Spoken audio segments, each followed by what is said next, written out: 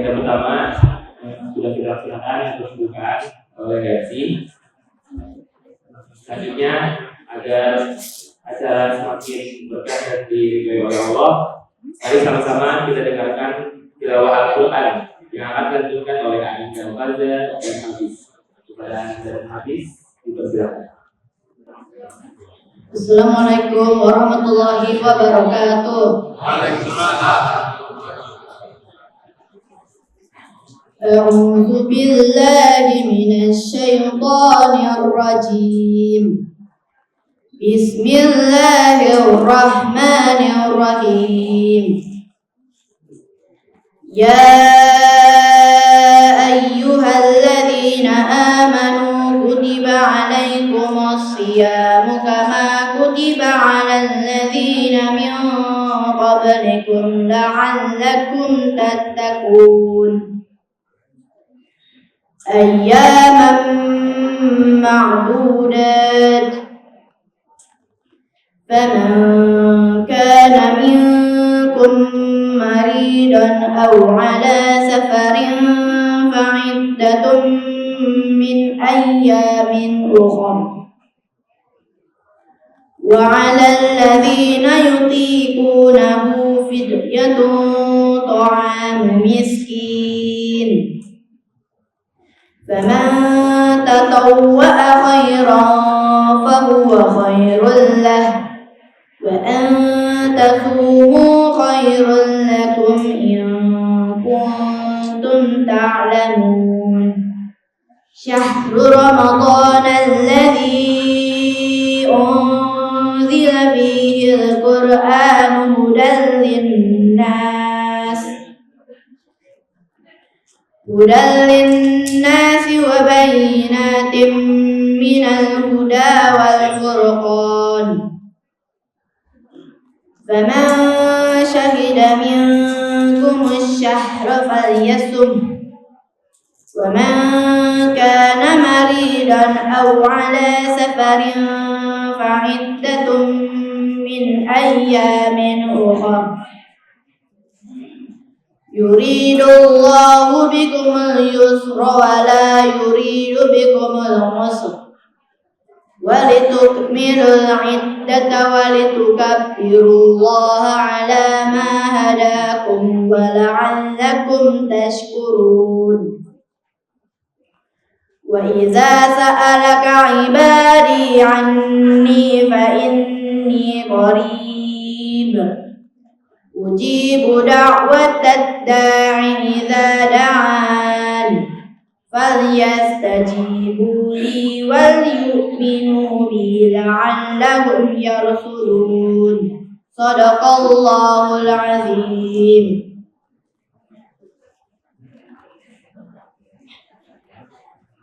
Aku berlindung kepada Allah dari godaan setan yang terkutuk dengan menyebut nama Allah yang Maha Pengasih lagi Maha Penyayang.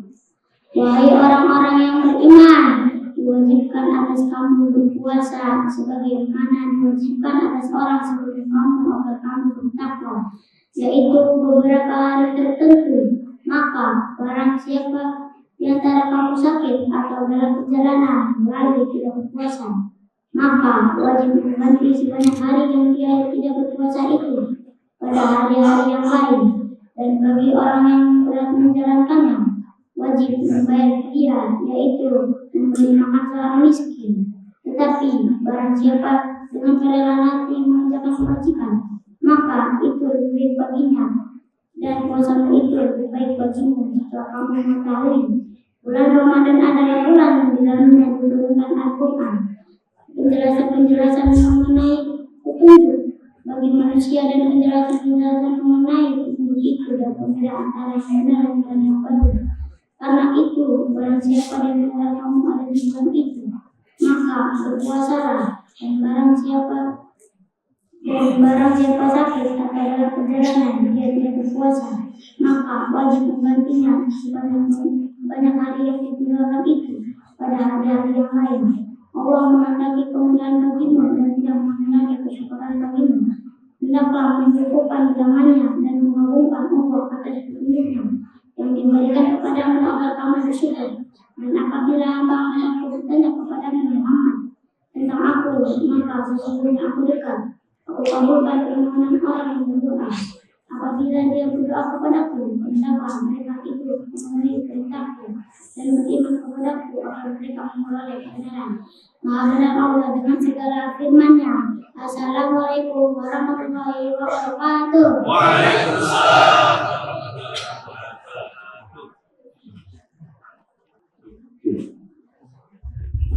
Astagfirullahaladzim. Terima kasih pada Ananda Faza dan Hafiz. Semoga yang membaca dan mendengarkan sama-sama mendapat berkah dari Allah SWT.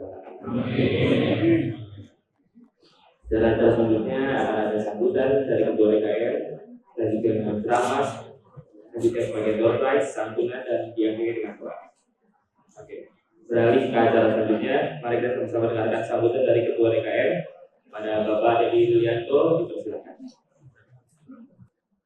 Bismillahirrahmanirrahim. Assalamualaikum warahmatullahi wabarakatuh.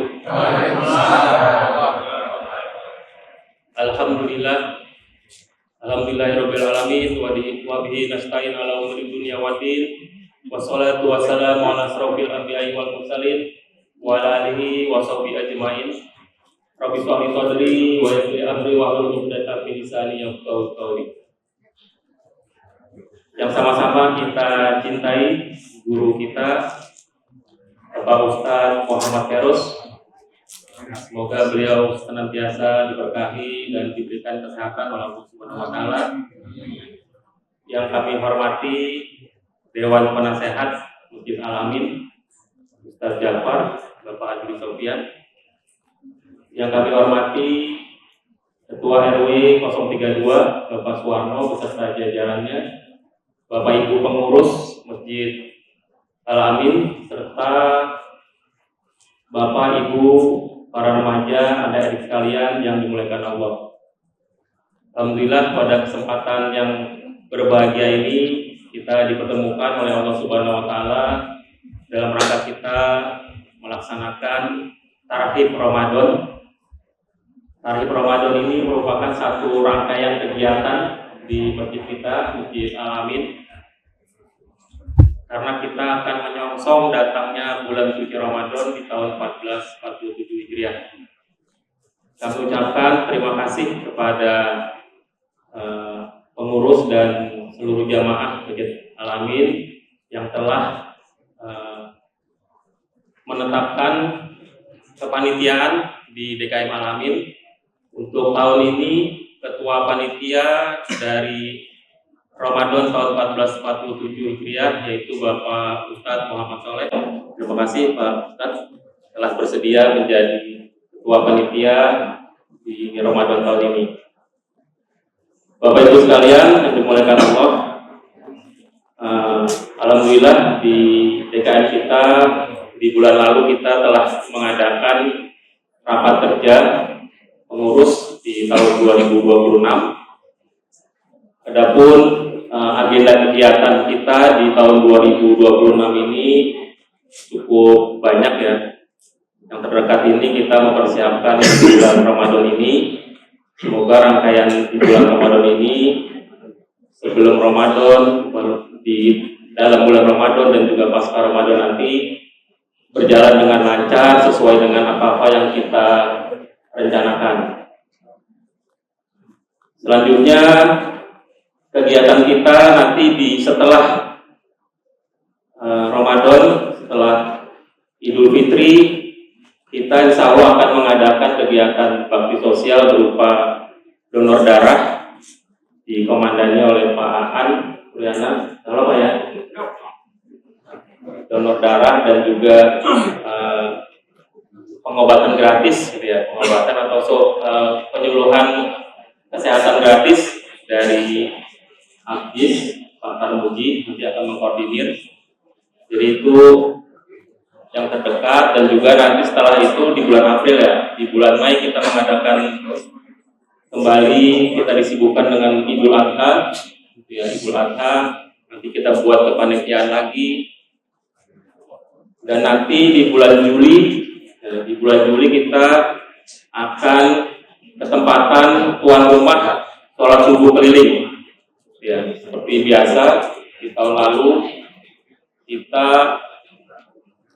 tuan rumah subuh keliling tahun 2025, alhamdulillah yang hadir sangat banyak ya. Kita menghadirkan Ustadz Zaidul Akbar sekitar 700 peserta yang hadir gitu ya.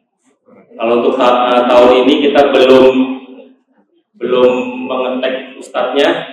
Mungkin dari ibu-ibu ada request Bu, ustadznya siapa? Suling ini tahun ini. Nanti kita akan usahakan gitu ya.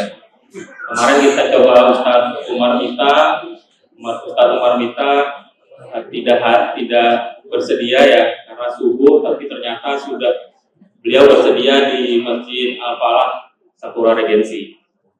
Mungkin nanti untuk di tahun ini kita akan mencari ustadz yang mungkin kapasitasnya juga bagus, nanti akan dihadiri oleh ratusan jamaah se-Bojongkulur. Jamaah sekalian yang dimuliakan Allah, tidak terasa juga masjid kita sudah cukup lama ya, maksudnya sudah banyak yang di sana sini perlu perbaikan. Ya, perlu Bapak Ibu ketahui ketika musim hujan ini banyak ada beberapa tempat yang bocor gitu ya.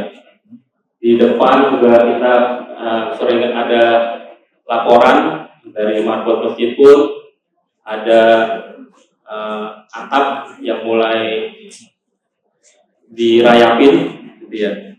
Karena masjid kita banyak masih menggunakan kayu. Juga di toilet gitu ya, toilet kita ada cukup bermasalah. Nah itu perlu perbaikan. Mungkin Bapak Ibu ketahui bahwa kas kita cukup terbatas gitu ya, Tapi saya yakin kas kita itu semua ada di kantong Bapak Ibu sekalian. Jadi insya Allah ketika kita akan mengadakan perbaikan ataupun pengadaan peralatan, kita buka open donasi, insya Allah dari Bapak Ibu sekalian antusias gitu ya untuk menyambut ajakan beramal ini. Saya yakin sudah terbukti beberapa kegiatan kita open donasi, alhamdulillah melebihi apa yang kita ekspektasikan. Alhamdulillah itu berkat dari semangat dari Bapak Ibu sekalian untuk beramal, untuk melayani jamaah yang ada di sekitaran masjid kita. Karena dengan kenyamanan yang ada di sekitar masjid kita, yang ada di masjid kita, insya Allah ibadah Bapak Ibu sekalian di masjid akan menjadi tenang, menjadi khusyuk, dan tentunya menjadi amal soleh bagi kita semuanya. Amin. Mungkin itu yang dapat kami sampaikan. Sekali lagi kami mengajak partisipasi dari Bapak Ibu sekalian, baik moral, material maupun dana untuk kegiatan Ramadan kita tahun ini, karena kegiatannya cukup banyak dan memerlukan dukungan tenaga dan juga dana. Itu kembali saya mengajak, mari sama-sama kita dukung kepanitiaan di tahun ini yang dipimpin oleh Bapak Ustadz Muhammad Soleh. Mudah-mudahan berjalan dengan lancar. Amin. Demikian yang dapat kami sampaikan. Kurang-lebihnya kami mohon maaf. Bila taufiq wal hidayah. Assalamualaikum warahmatullahi wabarakatuh. Terima kasih kepada Pak Dedi telah menyampaikan kebutuhannya. Semoga acara-acara kita amin, tidak hanya acara Ramadan ini dan seterusnya lancar terus. Amin. Selanjutnya kita akan ke acara ini, yaitu mendengarkan ceramah dari Ustadz Muhammad Feroz. Pada Ustadz Muhammad Feroz dipersilakan. Alhamdulillah Rabbil Alamin wa bihi nasta'inu ala umuri dunya waddin. Wassalatu wassalamu ala Muhammadin asyrafil anbiya'i wal mursalin wa ala alihi wa sahbihi wa tabi'in wa tabi'in wa man tabi'ahum bi ihsanin ila yaumil din. Amma ba'du fa ya ayyuhal muslimun al-hadirun ayyukum bi tahiyatil Islam. Assalamualaikum warahmatullahi wabarakatuh.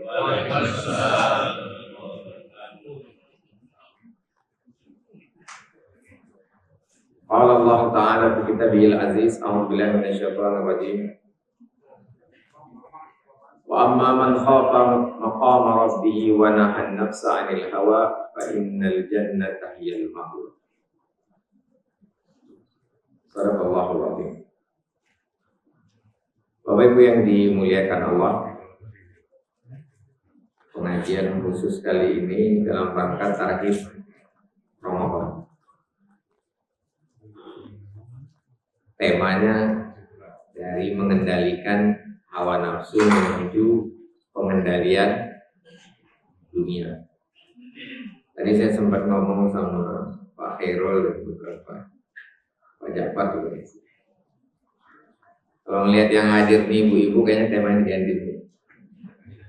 Dari mengendalikan hawa nafsu menuju mengendalikan suami, Bu. Saya sering menghadiri pengajian yang mayoritas ibu-ibu kalau dicampur lagi sama perempuan. Tapi ini menunjukkan amannya ajaran Islam, karena yang akan mewariskan ajaran Islam itu lebih banyak ibu-ibu. Para ulama mengatakan pria itu jihadnya satu dimensi dari segi waktu. Itu saat ini aja. Kalau wanita jihadnya dua dimensi, mendidik, membantu suami dan mendidik generasi berikutnya. Perkataan ulama. Ya, Bapak Ibu yang dimuliakan Allah, jelang Ramadan ini tinggal berapa hari lagi? Tergantung mau pakai apa NU. Sampai sekarang di Indonesia itu tidak terjadi kesepakatan antara NU dan Muhammad. Jadi kalaupun satu Ramadannya itu jatuh pada hari yang sama, itu bukan karena mereka sepakat, tapi karena kebetulan aja itu.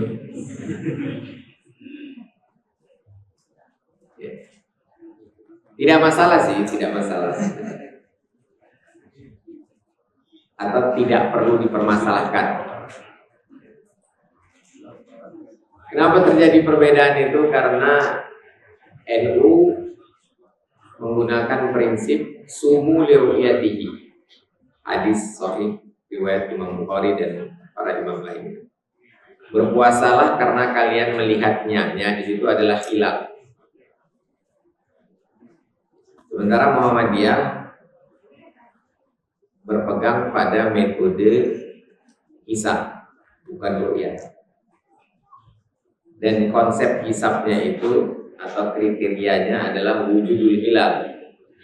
Wujudul hilal itu artinya adanya hilal, walaupun nggak terlihat. Yang penting kalau dihitung udah ada, udah masuk satu Ramadan, udah masuk bulan baru.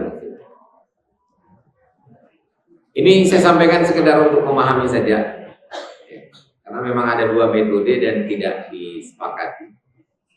Pemerintah menggunakan metode ruqyah. Mayoritas umat Islam menggunakan metode ruqyah. Tapi nanti yang ruqyah itu bisa terjadi perbedaan karena kriterianya, metodenya sama, kriterianya berbeda. Ada yang mengatakan 2 derajat sudah bisa dilihat. Ketinggian 2 derajat dengan elongasi sudut antara matahari dengan bulan yang membuat bulan itu cahayanya bisa terlihat. Jadi ada ketinggian, ada sudut. Nah itu beda-beda. Ada yang mengatakan 2 derajat, ada 3 derajat, ada 4 derajat, ada 5 derajat. Elongasi juga ada yang mengatakan 5 derajat, ada 6, 6,4, 8, banyak sekali. Hisab juga berbeda-beda. Ada hisab hakiki, ada hisab wujudul hilal, ada hisab imkanur ru'yah. Itulah fikih itu. Fikih itu isinya perbedaan pendapat mayoritas. Yang penting kita paham aja. Dan masing-masing silakan mau berpegang pada yang mana. Hanya saja ada satu hadis yang menegaskan sumu yauma tasum, berpuasalah pada hari kalian berpuasa. Kalian di sini orang banyak. Jadi kalau mayoritas berpuasa misalnya nanti jatuhnya kira-kira hari apa? Kalau Muhammadiyah hari apa? Rabu, udah ditetapkan kan? Hari Rabu. Kalau mayoritas orang berpuasa hari Rabu, ikut aja hari Rabu. Kalau mayoritas orang berpuasanya misalnya nanti jatuhnya hari Kamis, ikutlah hari Kamis. Karena hadis yang berikutnya ini menganjurkan ikut orang banyak. Sumu yauma tasumu, berpuasalah pada hari kalian ramai-ramai berpuasa. Jadi jangan sendiri. Orang belum puasa kita udah puasa, atau orang sudah puasa kita belum puasa. Dan itu bagian dari pengendalian hawa nafsu. Jangan merasa paling benar. Yakin benar itu bagus, tapi merasa paling benar itu berbahaya. Tetap kebenaran itu dari Allah, bukan dari kita, bukan dari Ustadz Ferus, bukan dari Pak Jafar, bukan dari ketua pengurus masjid, bukan. Kebenaran dari siapa Bapak Ibu? Al-haqqu min rabbik fala takunanna minal.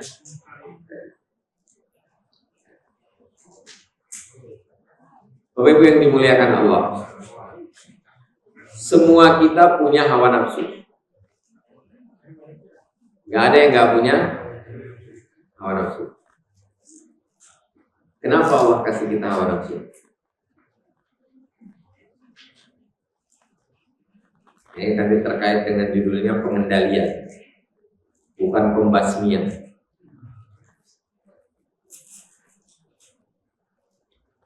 Karena kalau nggak ada hawa nafsu, nggak ada keturunan. Kalau nggak ada hawa nafsu, nggak ada peradaban. Jadi hawa nafsu itu sebenarnya diperlukan, asal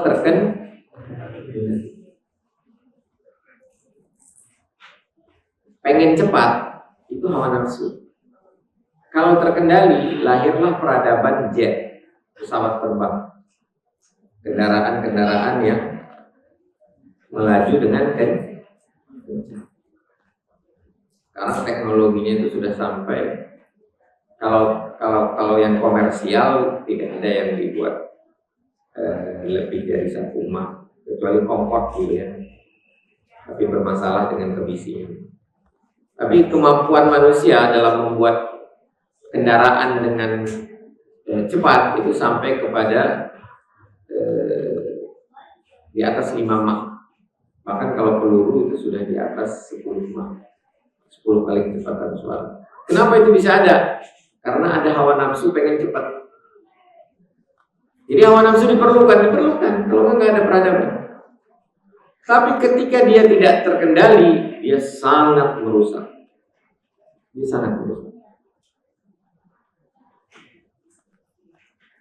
Dan hawa nafsu itu hanya ada pada manusia, tidak ada pada hewan. Hewan cuma punya syahwat. Hewan nggak punya hawa nafsu. Makanya nggak ada gajah menggunduli hutan, itu nggak ada gitu. Gajah tidak berperan serta dalam menimbulkan banjir baik di Bojongkulur maupun di Sumatera kemarin. Siapa penyebab banjir? Manusia. Kenapa? Karena nggak bisa kendaliin hawa nafsu.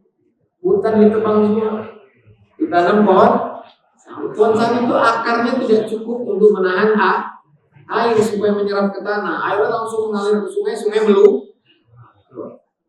Jadi gajah tidak pernah menggunduli hutan, walaupun hidungnya yang kita sebut belalai itu nggak ada yang bisa tandingi, baik panjangnya maupun kekuatan. Dia bisa ngerubuhin pohon, tapi nggak pernah gundulin hutan. Kalau manusia bukan cuma bisa gundulin rambut, Jadi coba bayangkan, kalau manusia tidak bisa mengendalikan hawa nafsu, kerusakan yang ditimbulkan berapa dahsyat.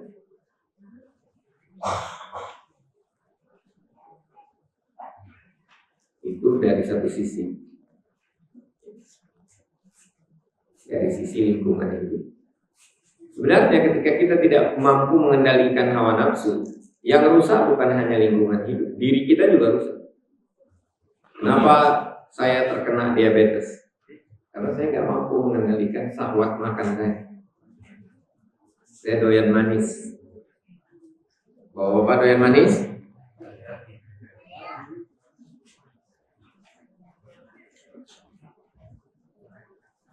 Jadi ketika kita tidak bisa mengendalikan hawa nafsu, yang rusak bukan hanya lingkungan, bahkan pertama sekali yang rusak itu diri kita sendiri. Ada nggak orang berpuasa tapi hawa nafsunya nggak terkendali? Ada, lihat aja buka puasanya pakai apa. Itu gorengan itu paling unik ya. Unik apa aneh? Nggak tahu, nanti terserah Bapak Ibu sendirilah mengatakan. Secara bahasa, dalam bahasa Sunda itu goreng itu artinya tapi dimakan.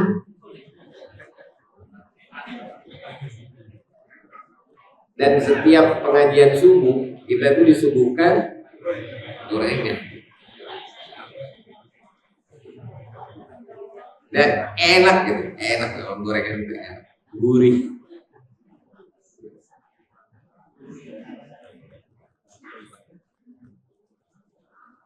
Tapi bukan berarti nggak boleh nyajiin gorengan lagi, silakan aja. Asal nanti yang makan yang mengendalikan.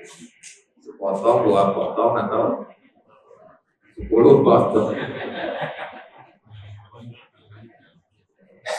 Itu juga nanti buka puasa. Berapa mangkok kolaknya itu? Kolak manis.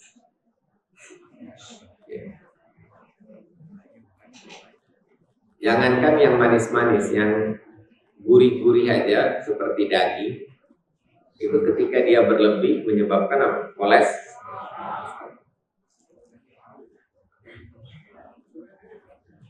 Kenapa Allah ciptakan seperti itu kondisinya? Kenapa Allah biarkan? Kenapa Allah berkehendak? Ya karena ada surga, ada neraka dan harus diisi. Surga diisi oleh orang yang mampu mengendalikan hawa nafsu, neraka diisi orang yang tidak mampu mengendalikan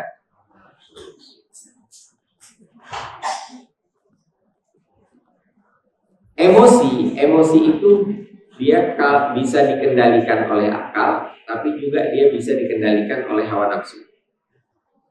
Kita bahas sedikit tentang emosi. Emosi itu banyak. Emosi itu perasaan. Salah satunya itu takut, bahagia, benci, cinta, itu semua emosi. Kalau dia dikendalikan oleh hawa nafsu, dia berbahaya. Cinta itu kalau dikendalikan hawa nafsu, apa jadinya, Bu? Ada ungkapannya itu. Orang jadi makan kotoran, Bu. Kenapa? Karena kotoran rasa coklat. Itu cinta yang sudah melekat, itu cinta yang digerakkan oleh hawa nafsu. Begitu juga benci.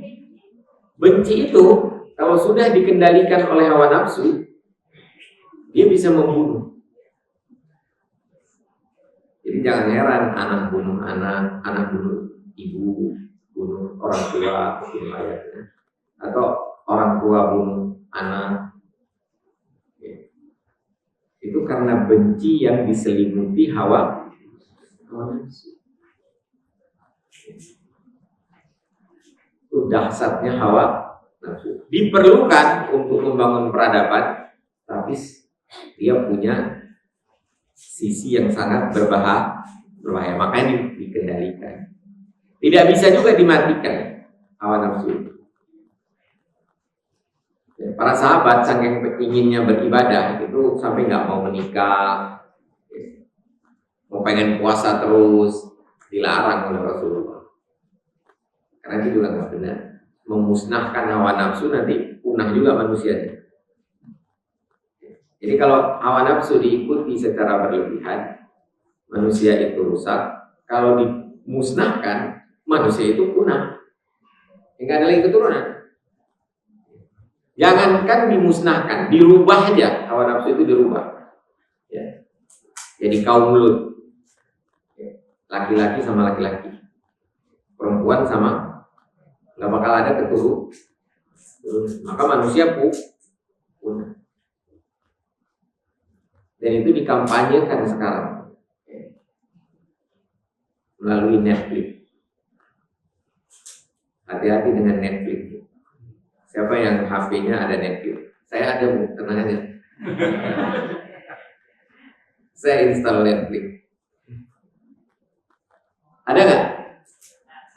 Anak ibu-ibu, anak bapak ibu pasti di HP-nya hampir pasti, hampir mayoritas itu punya aplikasi Netflix. Netflix itu adalah platform perfilman. Mau nonton film apa aja ada. Isinya berapa judul, Bu, filmnya? Sejutaan judul. Dan harganya sangat murah. Makanya bioskop nggak laku kecuali buat orang pacaran.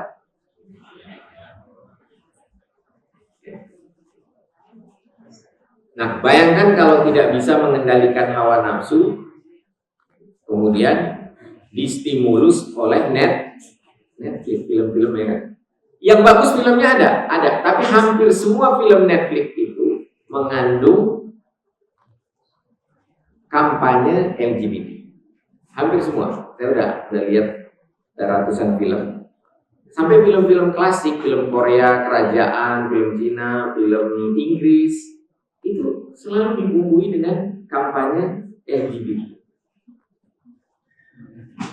Dia ingin membuat satu situasi bahwasanya LGBT itu biasa aja. Gak usah heran kalau nanti ngelihat laki-laki sama laki-laki, maaf ya, ciuman, perempuan sama perempuan ciuman, nanti gak usah heran. Itu yang dikampanyekan oleh Netflix. Dan kita gak bisa bendung. Dulu 20 tahun yang lalu, atau lebih lah 25 tahun yang lalu itu, teman-teman saya itu mempermasalahkan televisi. Katanya dulu itu untuk melihat hal-hal yang tidak baik itu susah. Sekarang sudah datang ke rumah kita, yaitu televisi. Sekarang nggak ada yang nonton televisi. Sekarang apa yang kita mau ada di kantong. Nah, coba bayangkan kalau kita nggak bisa mengendalikan hawa nafsu.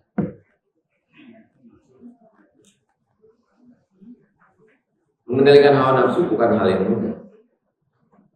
Saya tidak katakan mengendalikan hawa nafsu mudah. Dan tidak ada satupun yang pernah 100% terkendali hawa nafsunya.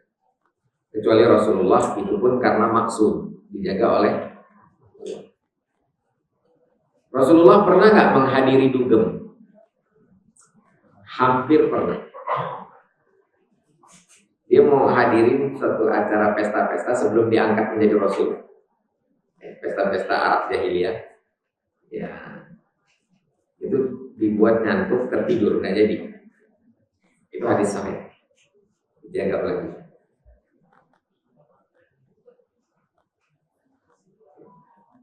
Jadi nggak mudah mengendalikan hawa nafsu itu, tidak mudah.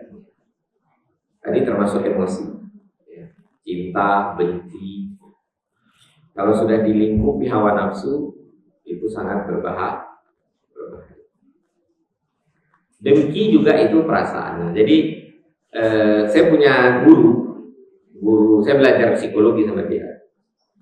Dia bilang ada 8 perasaan yang harus kita mampu kelola dengan baik. Pertama, bahagia. Bahagia itu perasaan yang perlu dijaga.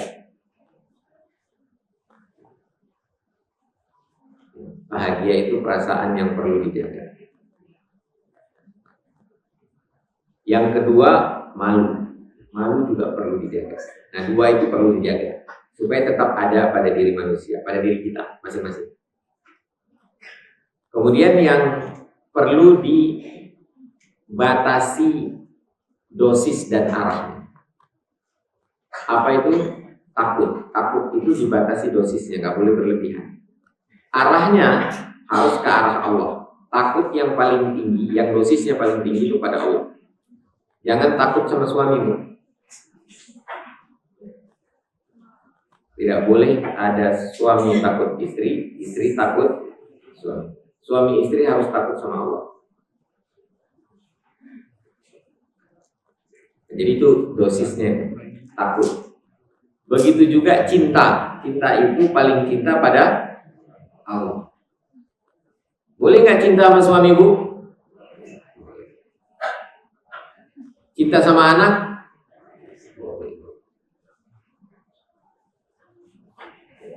Bahkan dibutuhkan, diperlukan cinta itu. Rasa cinta itu mengekspresikannya dibutuhkan.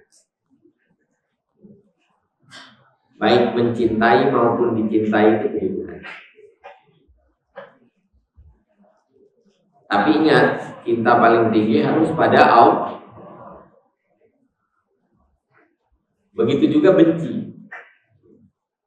Nah, makanya ada ungkapan ini dikatakan hadis, tapi saya cek bukan hadis sebenarnya. Ada yang mengatakan ini perkataan Ali bin Abi Thalib. Nah, ini yang kemungkinannya paling tinggi, ini asar dari Ali bin Abi Thalib. Tapi juga sanadnya nggak terlalu kuat. Tapi bagus, isinya bagus. Bunyinya begini. Habib habibaka haunan ma. Cintai orang yang kamu cintai itu sekadarnya saja.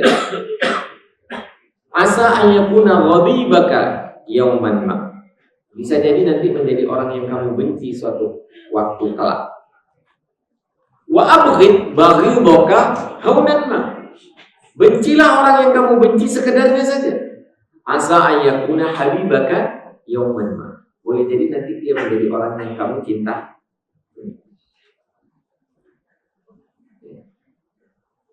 Karena perasaan kita itu dinamis sekali, nggak pernah statis. Nggak pernah itu orang kalau udah benci terus gitu.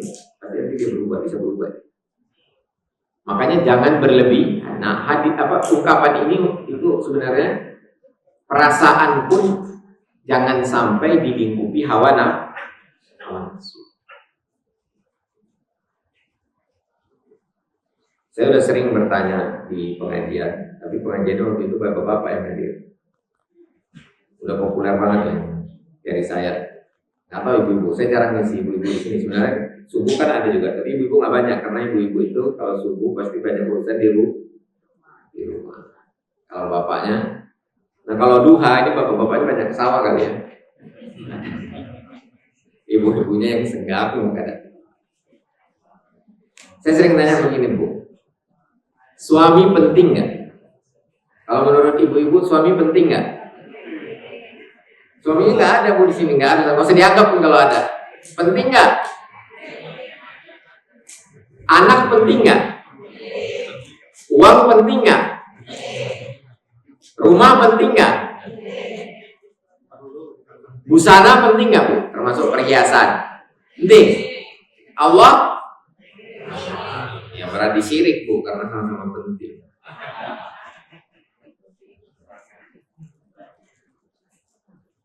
Tapi saya paham, uang disebut penting, saya paham. Cuman saya menganjurkan, kita jangan lagi katakan suami penting, uang penting, istri penting. Itu harus kita anggap nggak penting. Bahwasanya dia perlu, iya, tapi jangan dibuat jadi penting. Apa beda penting sama perlu? Kalau perlu itu cuma kebutuhan saja. Lalu bedanya dengan penting, kalau penting itu segala sesuatu bagi kita umat Islam ini yang terkait dengan Allah dan akhirat, itu yang penting. Selain yang terkait Allah dan akhirat harus kita anggap tidak penting, cuma perlu aja. Ibu butuh suami, iya. Wanita butuh pria, iya. Sebagaimana pria butuh wanita, suami butuh istri. Orang tua butuh anak, anak butuh orang. Kalau butuh itu namanya perlu aja, perlu. Nggak sampai penting tingkatnya. Jangan dipentingkan. Ada hadis yang berbunyi, yang terjemahannya kurang lebih, seandainya dunia ini memiliki nilai sehelai sayap nyamuk, maka Allah tidak akan memberikan seteguk pun dari dunia itu kepada orang kafir. Jadi kenapa orang kafir dibiarkan mereguk dunia? Karena dunia itu gak ada nilainya di sisi Allah. Bahkan gak sampai sehelai sayap.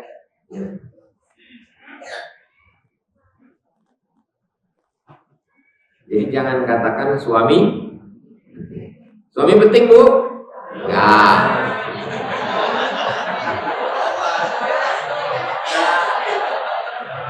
Cuma perlu. Uang penting nggak, Bu? Uang masih penting, Pak.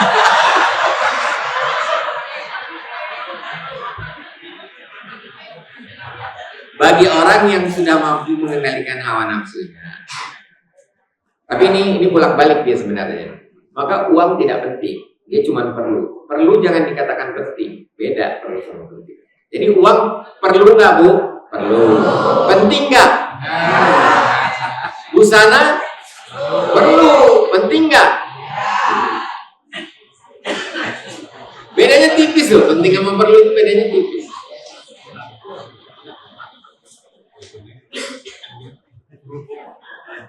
Jadi yang penting itu yang terkait apa? Allah dan akhirat. Mentaati suami penting apa perlu? Penting, Bu, karena itu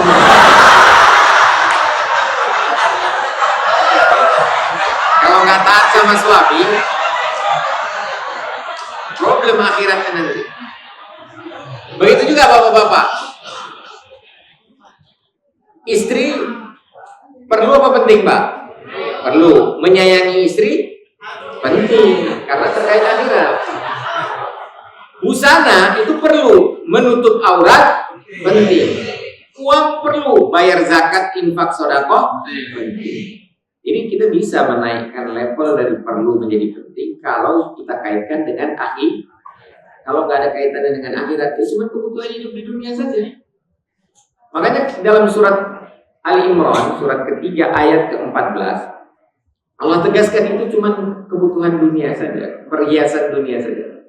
Yang bunyinya tadi saya bacakan di awal. Bukan, bacaan di awal tadi man khofa maqama rabbih. Itu surat An-Najm. Itu bunyinya begini, surat 3 ayat 14. A'udzubillahi minasyaitonir rajim. Zuyyina lin-nasi hubbus syahawati minan nisa'i wal banina wal qanatiril muqantarati minadh dhahabi wal fiddati wal khaylil musawwamati wal an'ami wal harth. Dzalika mata'ul hayatid dunya wallahu indahu husnul ma'ab. Dihiasi diri manusia itu dengan rasa cinta yang tinggi ya, terhadap as-syahawat. Hubbu as-syahawat. As-syahawat itu apa aja? Minan nisa, wanita. Wal banin, banin di sini anak-anak baik laki-laki maupun perempuan.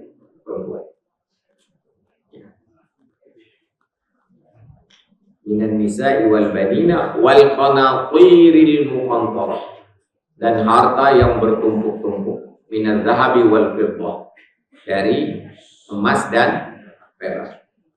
Wal an'am, unta-unta, binatang ternak. Wal an'am, kemudian kendaraan kuda. Wal harth, sawah lah. Properti. Dzalika mata'ul hayatid dunya, kata itu perhiasan kehidupan dunia saja. Ya kalian perlu, tapi jangan penting, karena yang penting itu yang di sisi Allah. Wallahu indahu husnul ma'ab. Di sisi Allah ada tempat kembali yang lebih baik. Nah ini yang disebut pola pikir atau cara pandang, lebih tepatnya paradigma. Kalau pola pikir itu bahasa Inggrisnya mindset. Jadi setelah pengajian ini ya, kita harus mengatakan dunia termasuk istri, termasuk suami, termasuk anak tidak penting, cuma perlu aja. Perlu. Nah nanti kalau dikaitkan dengan fikih, maka yang penting itu hukumnya sunnah muakkad, wajib, atau nanti fardu. Sedangkan yang perlu, yang kita butuh, itu hukumnya semuanya mubah. Saya sering juga Bu nanya ke bapak-bapak di sini. Tapi masih bandel biasanya, tenang aja. Bapak-bapak, istri kedua penting nggak? Masih ada yang bilang perlu. Istri kedua itu nggak penting, nggak perlu, cuman pengen.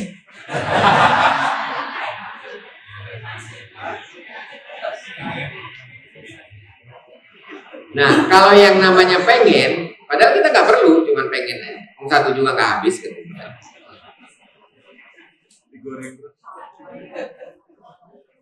Jadi kalau pengen itu secara hukum fikihnya nanti dia antara mubah boleh, ya halal. Kemudian dia turun ke bawah menjadi makruh tanzih atau haram. Tidak ada yang keinginan itu hukumnya wajib, apa sunnahnya nggak ada. Jadi jangan bilang ta'adud itu, poligami itu sunnah, enggak sunnah. Nggak sunnah, nggak wajib juga. Cuma pengen aja, boleh doang. Apalagi kalau bapak-bapak sering begini Bu ya, sayang atau bunda, ayah pengen mengikuti sunnah Rasul. Boleh nggak? Bagus nggak kalau suami ngikutin sunnah Rasul? Apa yang dimaksud suami sunnah Rasul? Dia mau nikah lagi. Bilang boleh ikutin sunnah Rasul kan? Kapan Rasul menikah lagi? Setelah istri pertamanya meninggal. Kalau mau ngikutin sunnah Rasul, tunggu dulu saya meninggal.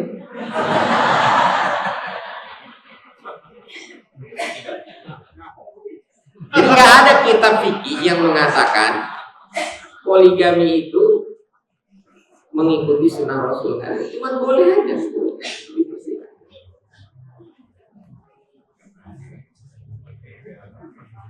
Tapi dia dibatasi sampai 4. Kalau nggak dibatasi, nggak mampu pria itu mengendalikan hawa. Dia bisa 5, 6, 7, 10, 100 saja nggak cukup bagi laki-laki. Karena ciri syahwat itu bagian dari hawa nafsu. Ciri syahwat itu dia nggak pernah puas, dia hanya pernah lemas. Coba ibu makan sebanyak-banyaknya. Kalau kekenyangan apa? Lemas kan? Setelah itu pengen makan lagi kan? Pengen. Kalau udah lapar kan pengen makan lagi. Ciri hawa nafsu itu dia tidak pernah puas. Dia hanya pernah lemas. Dulu orang pengen cepat sehingga ditemukan satu alat transportasi yang namanya sepeda atau kereta kuda. Puas nggak dengan kereta kuda? Nggak puas. Pengen lebih cepat lagi. Maka ada mobil. Nggak puas. Pengen lebih cepat lagi. Pesawat yang masih bolak-balik itu nggak puas juga. Jet bising dibuat lagi yang teknologi semakin nyaman berada di dalam pesawat. Jet juga nggak puas, harus yang bisa melampaui kecepatan suara. Begitulah ciri hawa nafsu. Nah, tadi kalau dia tidak terkendali, dia bukan hanya merusak lingkungan, tapi juga termasuk merusak diri kita sendiri. Bapak Ibu yang dimuliakan Allah, dari pengendalian hawa nafsu menuju pengendalian dunia. Kalau saya tanya Bapak Ibu saat ini, siapa yang mengendalikan dunia? Saat ini ada nggak kelompok orang yang bisa mengendalikan dunia?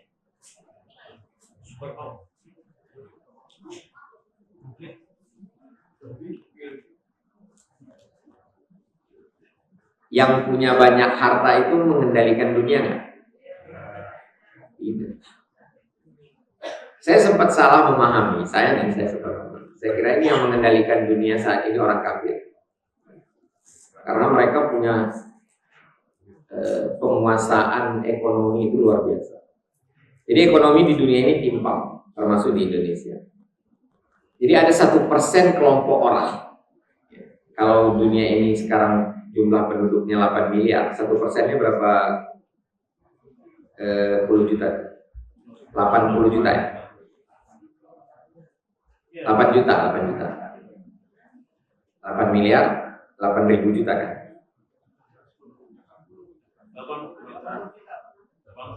80 ya? Oh ya persen ya, bukan per mil ya.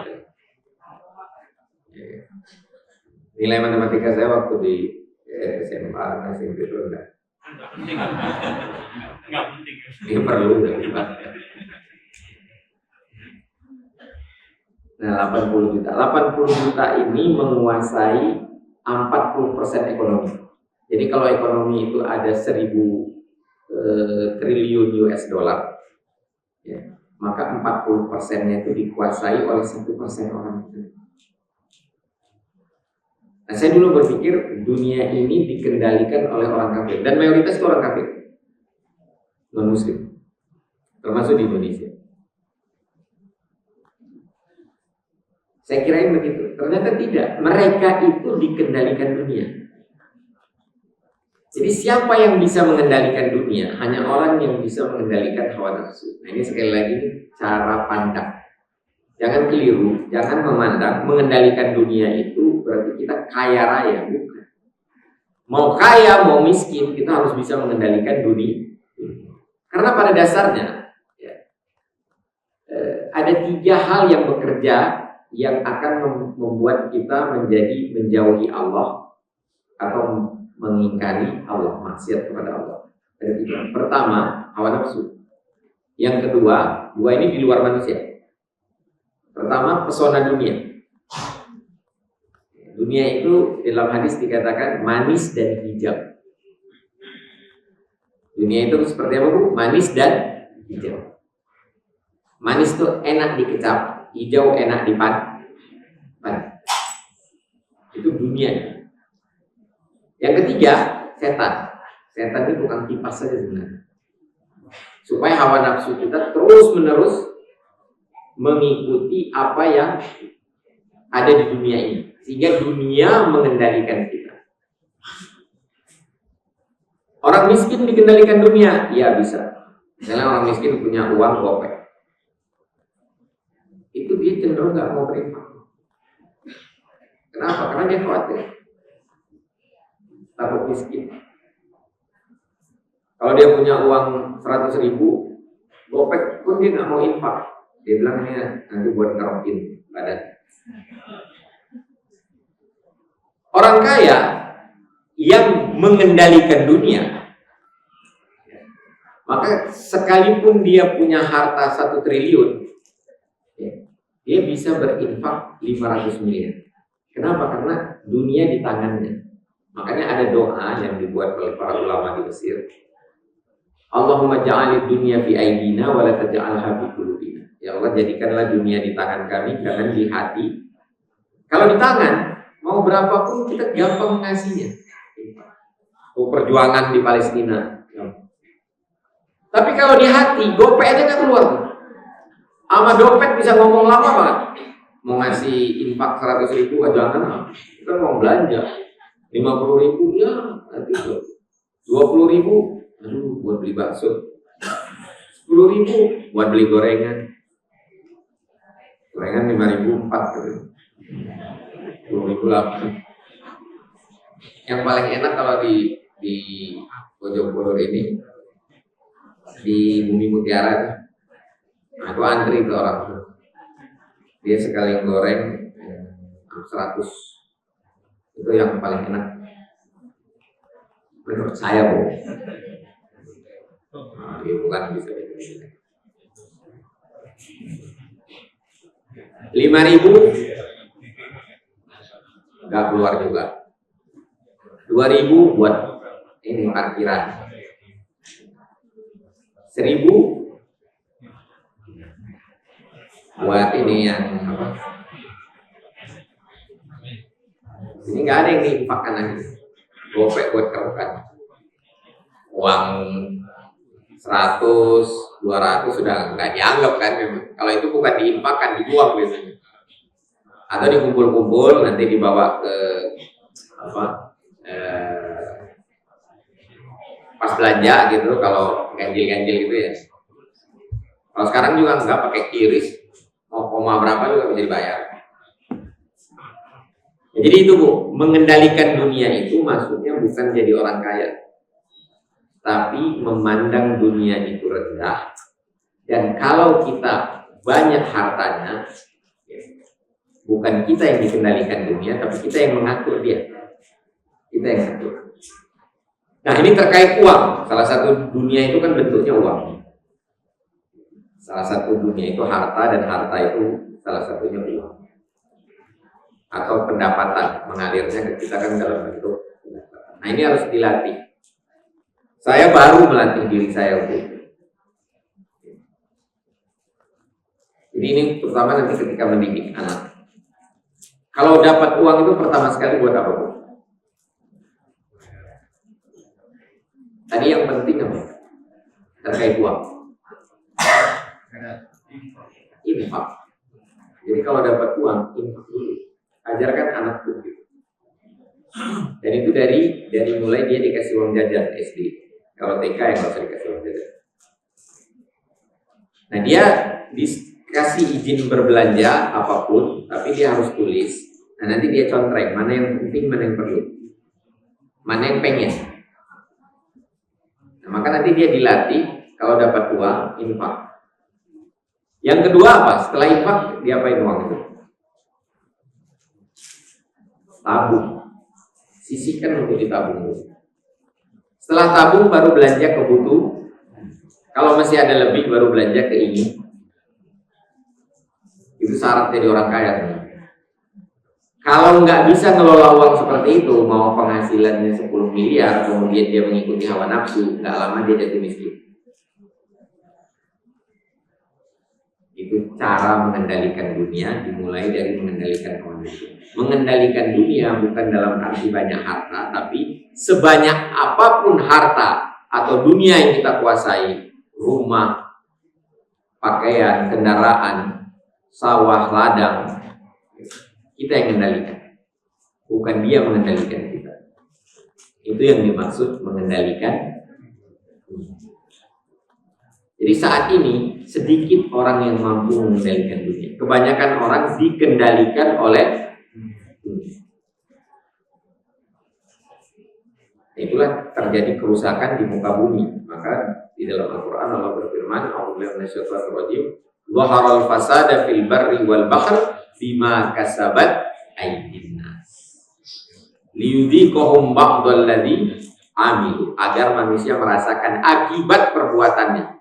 Apa itu kerusakan yang manusia rasakan? Ya, banjir, tanah longsor, rumah yang rubuh karena gempa bumi. Bukan salah gempa bumi, tapi membangun rumah di tempat-tempat yang terjadi pertemuan antar lempeng.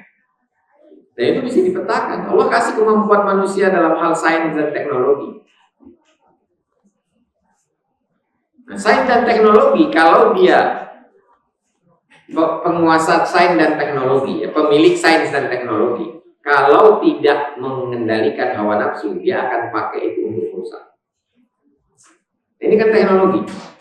Kalau kita nggak bisa mengendalikan hawa nafsu, maka dia yang ngendaliin kita. Kalau kita bisa mengendalikan hawa nafsu, ya kita pakai buat baca Quran, buat baca kitab-kitab agama, buku-buku agama, kan ada di sini, lengkap. Kamus, saya sekarang di rumah saya udah nggak pernah beli buku untuk semua ada di sini.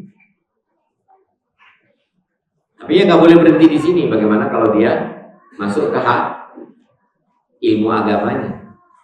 Bukan Netflixnya masuk ke hati. Netflixnya yang di tangan aja, jangan sampai masuk ke hati.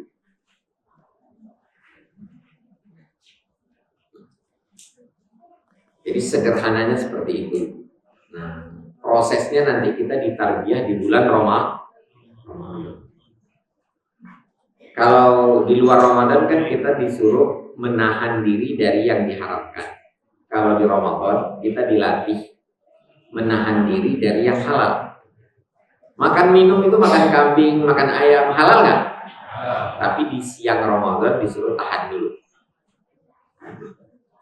Syekh Yusuf Qaradawi mengatakan dari 5 rukun Islam, syahadat, sholat, puasa, zakat, haji, masing-masing ada keunikannya. keunikan amalan Ramadan dibanding 4 rukun Islam yang lain itu adalah meninggalkan perbuatan.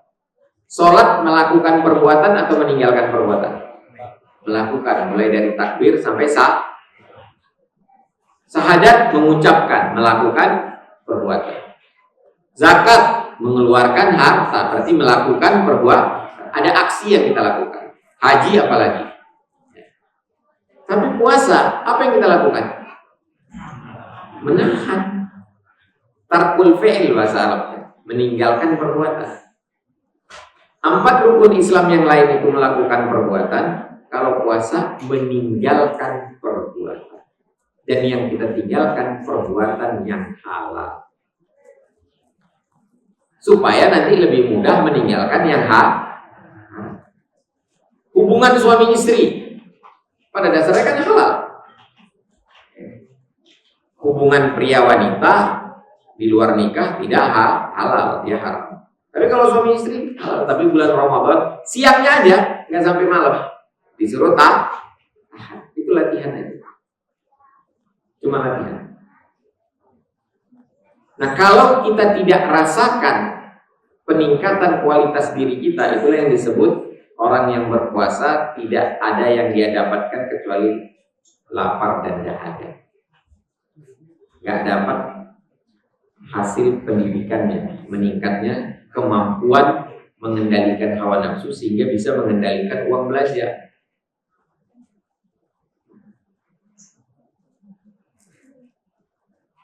Mengendalikan uang belanja gimana kok? Uang belanja dikit banget.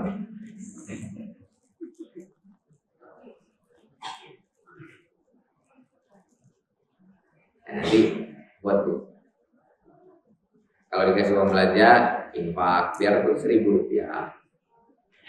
nabung, biarpun 1.000. Kalau bisa 10.000, kenapa 1.000?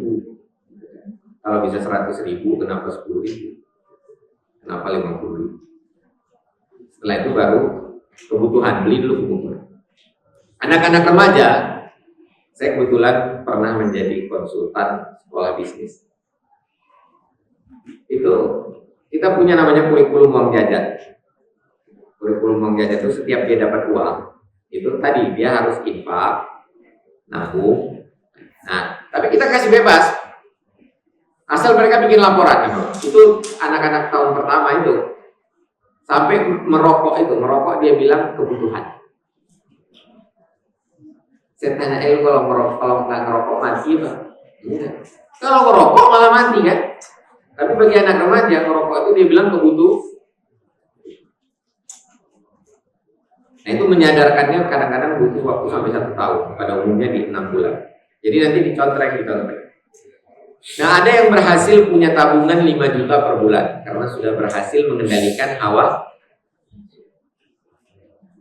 Jadi uang belanjanya itu, uang jajannya, kadang dari kakeknya, dari neneknya, atau dari orang tuanya, itu udah bisa dia infakkan dan dia tabung sampai punya 5 juta. Dan tabungannya itu menjadi modal usaha dia terus. Jadi nggak ada orang yang bisa mengendalikan dunia kecuali dia bisa mengendalikan hawa. Nah, itu penting. Dan Islam mengajarkan itu. Jadi Islam mengajarkan bagaimana cara mengendalikan dunia. Cara mengendalikan dunia itu bukan mengeruk sumber daya alam, bukan. Tapi mengelola sumber daya alam. Silakan kaya kan, nggak salah. Kaya mau kaya punya uang puluhan triliun atau 6.000 triliun. Kalau udah 6.000 triliun itu udah bisa bikin negara karena APBN itu 6.000 triliun. Tapi dia harus kita yang kendalikan. Jangan sampai uang mengendalikan.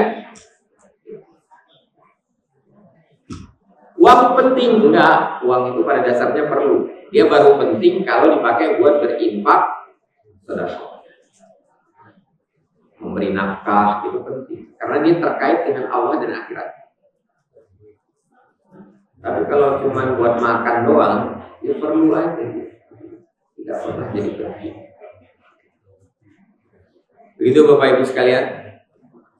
Acaranya sampai jam 11. Acara ini penting apa perlu? Makan-makannya perlu. Oke. Bagaimana caranya mengendalikan hawa nafsu? Atau apa yang bisa mengendalikan hawa nafsu?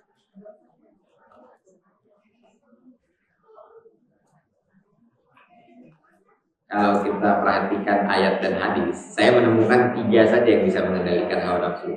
Pertama, malu.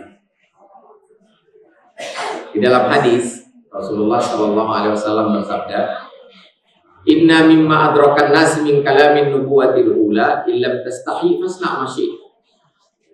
Di antara perkataan kenabian pertama yang disampaikan kepada manusia, kalau nggak malu, berbuatlah sesuka hati Anda.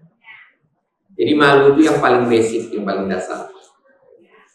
Dan semua manusia punya rasa malu, termasuk orang Papua. Makanya orang Papua walaupun minim tetap menutup auratnya, tapi minim.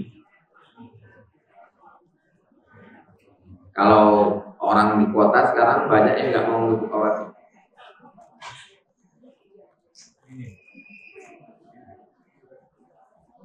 Bahkan berani menampilkan auratnya di media.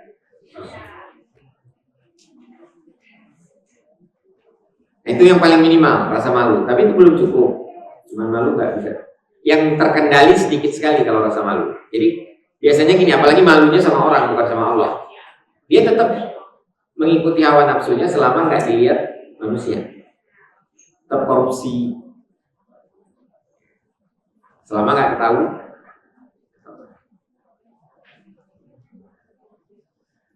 Nah, harusnya naik lagi. Apa yang satu lagi yang bisa mengendalikan hawa nafsu? Akal. Berpikir sebenarnya lebih tepatnya. Kegiatan berpikir khususnya merenung. Dalam Al-Quran itu banyak sekali. Afala ya'qilun, afala yubsirun, afala yatafakkarun, afala yatadzakkarun. Jadi menggunakan akal, berpikir, merenungkan. Ini perbuatan enak sih iya, tapi bermanfaat enggak? Bagus enggak? Dampaknya positif atau negatif? Itu yang bisa mengendalikan hawa nafsu. Yang kedua, pertama malu. Nah, malu yang paling bagus malu pada Allah. Tapi malu pada Allah itu kalau ada yang ketiga. Apa yang bisa mengendalikan hawa nafsu yang ketiga? Yaitu iman. Tidak ada orang yang bisa mengendalikan hawa nafsu tapi tidak beriman. Benar. Makanya orang kafir hartanya banyak, tapi dia tidak pernah mengendalikan dunia. Dia dikendalikan dunia. Makanya dia terus membuat kerusakan. Dia mengeksplorasi dan mengeksploitasi sumber daya alam dan sumber daya manusia secara berlebihan. Makanya terjadi penjajahan. Penjajahan itu bukan karena orang kafir itu menguasai dunia, tapi karena dia dikendalikan dunia. Dia cari harta di mana-mana. Salah satu motivasi penjajahan itu kan dari emas dan rempah-rempah, dan kebetulan banyak di Indo. Dan ada orang Indonesia yang mau kolaborasi, orang di Nusantara yang mau kolaborasi dengan penjajah. Makanya kita lama dijajah 350 tahun. Palestina dijajah sama Zionis 70 tahun. Mudah-mudahan jangan sampai seperti Indonesia. Mudah-mudahan 2027 Zionisnya musnah. Nah, kenapa Zionis tidak bisa mengalahkan Hamas? Karena Hamas paling mampu mengendalikan hawa. Kenapa dia mampu? Karena imannya diperkuat. Maka puasa itu jangan sekedar puasa, tapi harus disertai iman dan keikhlasan. Man shoma ramadhana imanan wa ihtisaban ghufira lahu. Jadi manusia dikaruniai hawa nafsu, tapi juga dikaruniai akal budi dan hati. Pakai semuanya, hawa nafsunya dipakai. Kalau tertarik dengan lawan jenis, ya menikah. Menginginkan anak, ya siap untuk mendidik. Harta, ya dikelola. Ada yang diinfakkan, ada yang ditabung, ada yang dibelanjakan untuk kebutuhan. Kalau lebih, kembali lagi infak, lebih bagus. Atau tabung. Kalau belanja keinginan, ya jangan sering-sering, sekali aja.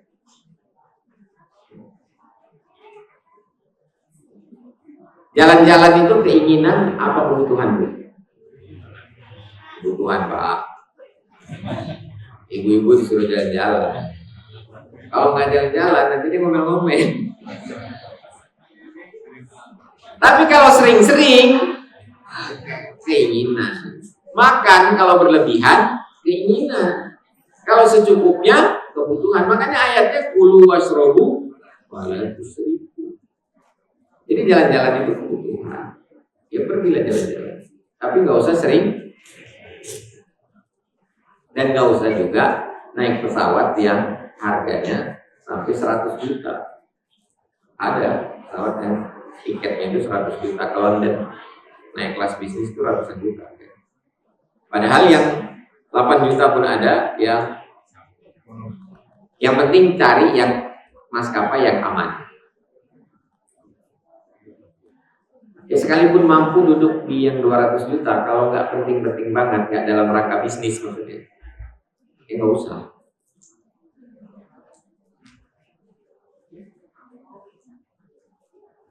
Orang yang naik pesawat yang harga tiketnya 200 juta, dia kalau naik itu, dia sudah yakin bisnisnya akan menghasilkan 20 miliar. Jadi 200 juta itu hanya satu. Ini sekarang banyak manusia yang punya gadget harganya puluhan juta. Pakainya buat WA, sama YouTube, sama net, yang hampir semuanya merusak. Jadi kita bayar untuk merusak diri, bukan untuk menghasilkan uang. Bagi manusia yang mengendalikan hawa nafsu, dia pakai HP yang harganya puluhan juta, menghasilkan uang ratusan, nggak masalah. Wah, kameranya mesti bagus. Jadi dia mau tuh buat jadi iklan, buat promosi. Kalau ini buat mejen, selfie. Aku lagi makan ini, jenguk.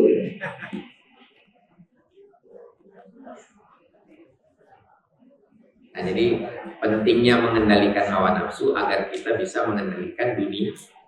Kalau tidak, kita dikendalikan dunia. Dan sekarang dari 8 miliar manusia, mayoritas dikendalikan oleh dunia. Makanya dunianya jadi semakin rusak, alamnya semakin rusak, dan diri kita juga bertambah rusak, baik moralnya maupun fisiknya, baik mental maupun fisik, rusak.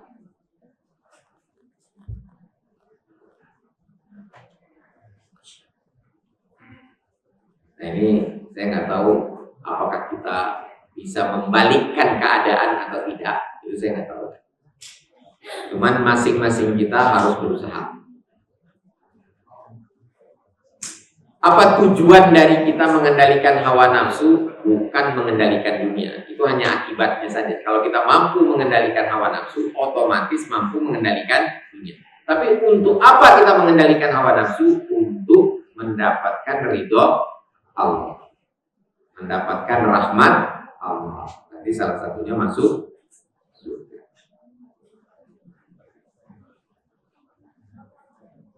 Dari saya rasa cukup. Kalau masih ada yang mau didiskusikan, mau ditambahkan, mau dikurangi, silakan aja Ibu. Silakan Bu, kalau ada mic bisa dikasih mic. Ini Pak.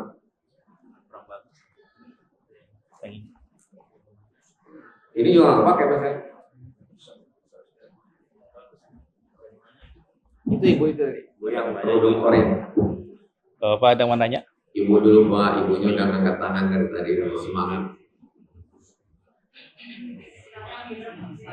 Ya silakan Bu. Iya udah kedengaran Bu. Assalamualaikum warahmatullahi wabarakatuh. Waalaikumsalam warahmatullahi wabarakatuh. Kemarin saya mendengar dari ceramah bahwa kalau kita pada puasa kita umroh di arah sana, insya Allah pahalanya sama dengan kita naik haji. Apakah itu betul? Sehingga saudara saya, aku pengen umroh nanti aja ya bulan Ramadan. Terima kasih. Iya. Iya benar Bu. tapi tidak menggugurkan wajib hajinya. Dapat pahalanya tapi tidak menggugurkan wajib hajinya. Jangan salah dipahami ya. Jadi betul kalau umroh di bulan Ramadan itu pahalanya setara haji, tapi wajib hajinya tetap. Tapi tetap aja wajib haji itu bagi yang mampu. Boleh nggak umroh yang sunnah sebelum haji? Boleh, daripada nanti hajinya nggak sempat-sempat juga. Antriannya berapa tahun? 40. Malaysia 70 tahun. Begitu lahir, ngantri aja udah tua. Tapi hati-hati nih. Haji pun sekarang banyak haji fashion, haji gaya. Itu haji hawa nafsu. Menghafal Quran juga ada yang gaya menghafal Quran. Jadi orang yang tidak bisa mengendalikan hawa nafsu bisa nggak menghafal Quran? Bisa. Tapi nanti hafalan Qurannya dia pakai buat cari duit. Jangan dikira. Jadi ada nasihat ulama itu begini. Hati-hati wahai para ulama. Ini nasihatnya untuk ulama. Jarang sekali ulama itu jatuh karena syahwat. Dia jatuh karena hawa nafsu. Kalau syahwat itu yang bisa disentuh, wanita, harta. Kalau ulama dia pengennya dipuja, dipuji, itu hawa nafsu juga. Pengen dijemput pakai mobil mewah, itu hawa nafsu juga.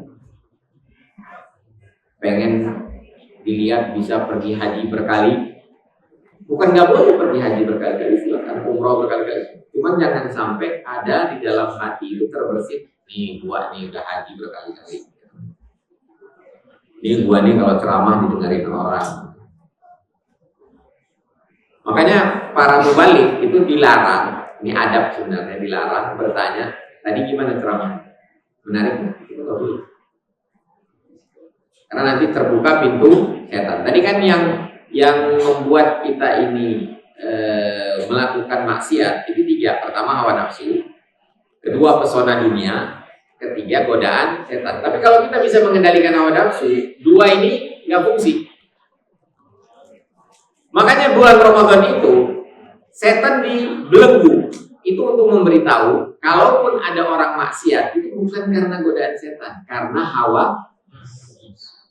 Nggak perlu godaan setan untuk maksiat, cukup hawa nafsu dan pesona dunia. Jadi ini orientasinya yang penting. Jadi benar umroh itu kalau bulan Ramadan itu pahalanya banyak. Cuman saya nggak kebayang aja kalau semua orang mau umroh bulan Ramadan. Akibatnya apa? Penuh dan takutnya nggak memungkinkan juga kan? Numpuk begitu, bukan hanya penuh, numpuk nggak bisa jadinya. Akhirnya nggak umroh. Ya lebih bagus umroh itu begitu ada kelapangan, karena baik umroh maupun haji itu tetap prinsipnya man istata'a ilaihi sabila. Bukan karena punya uang. Saya umroh dibayarin malah. Jadi begitu ada keluangan, ada jalan, ya, entah ada yang bayarin, entah ada memang uang kita sendiri, ya lakukan saja. Karena menunda-nunda kebaikan itu tidak dianjurkan. Seperti lagunya Bimbo, berbuat baik janganlah ditunda-tunda. Jangan sampai mau infak, nggak jadilah. Ada tetangga kita miskin banget, kita mau nantilah tunggu bulan Ramadan, keburu mati dia, Bu. Terutama kalau infak begitu ya. Kalau Ramadan, kalau mau haji, mau umroh, nunggu Ramadan masih oke lah. Walaupun begitu ada keluangan pergi aja, karena belum tentu kita Ramadan masih ada umur. Yang itu kurang lebih Bu ya. Ada lagi yang lain, silakan.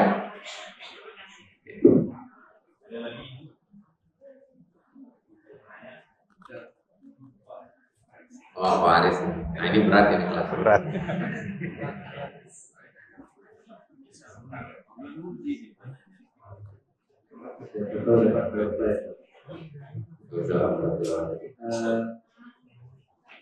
dalam rangka tarik Ramadan ini mungkin apa ada Ustaz kepada kita semua agar kita berpuasa secara berhasil menjadi bagian pendidikan kita dengan anak puasanya seperti apa? Ya. Pertama, tumbuhkan rasa gembira di bulan Ramadan. Kedua, harus kita perbanyak amalan. Istilahnya begini, di bulan Ramadan itu ada yang digas, ada yang direm. Yang direm apa? Makan, minum, hubungan suami istri, sama ngomong-ngomong yang nggak perlu. Yang digas apa? Sholat sama tilawah Al-Quran. Nah ini masalahnya masalah tekad aja, ada kemauan nggak? Memang nanti ada kadang-kadang penceramah itu mengatakan ini, jangan sampai hari-hari di luar Ramadan kita tidak seperti Ramadan, gak akan bisa.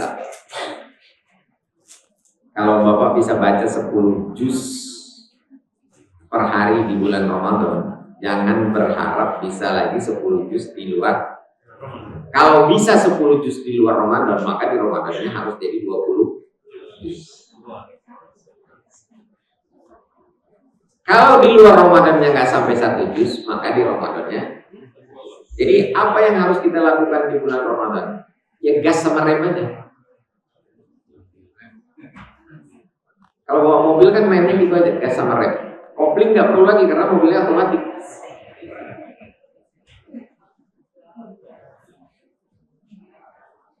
Nah, jangan yang dipikirkan itu hidangan apa buat berbuka. Hidangan buat berbuka itu air putih sama kurma udah cukup sih.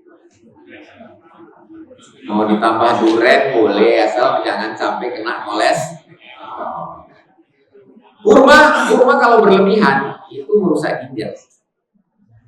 Makanya Rasulullah bersabda, "Khairul umur awsatuha."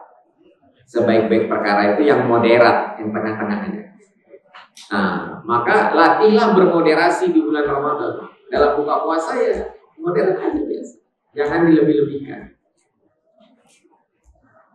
Boleh nggak pakai kolak? Boleh. Tapi jangan udah kolak, ketan, kayak manis, es buah, manis, gorengan, lontong, lemper, asinan. Nanti sebagian besar kebu. Jadi di bulan Ramadan itu latihan berbuat sederhana saja dalam hal makan minum. Jadi jangan begini, jangan sampai nanti balas dendam. Ya.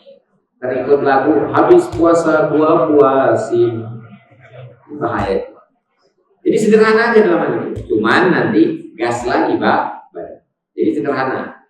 Bulan Ramadan itu isi dengan sholat malam, tarawih, baca Al-Quran, dilebihkan aja dari di luar Ramadan, dilebihkan aja supaya nanti di luar Ramadan bisa meningkat. Nanti di bulan Ramadan berikutnya lebihin lagi. Tapi nggak pernah kita bisa sempurna, itu nggak ada. Tenang aja, karena masuk surga bukan karena amal. Nggak ada orang masuk surga karena puasa. Orang masuk surga karena rahmat Allah. Nanti di surganya dapat apa, itulah amal, fungsi amal. Jadi hadisnya itu Rasulullah bersabda, "Saddidu wa qaribu wa abshiru fa innahu la yudkhilu ahadan il jannah amaluhu." Berbuat dengan benar sesuai aturan, sesuai syariat, itu saddidu namanya. Wa qaribu, berusaha mendekat kepada Allah secara proporsional. Karena setiap kita ini punya hak.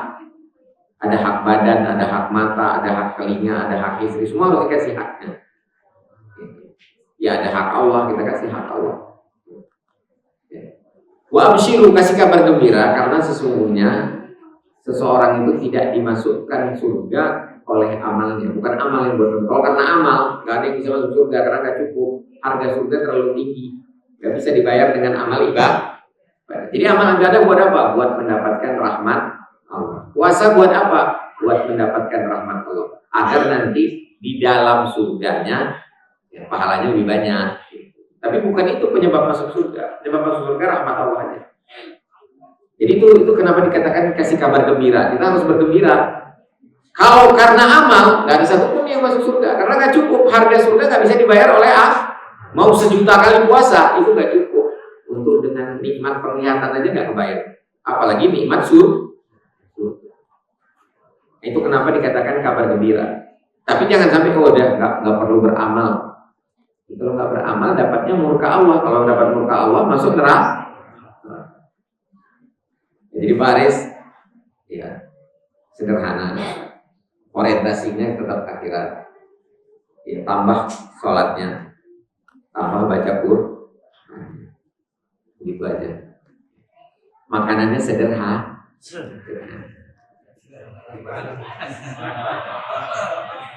Bukan ini ya, bukan restoran ya.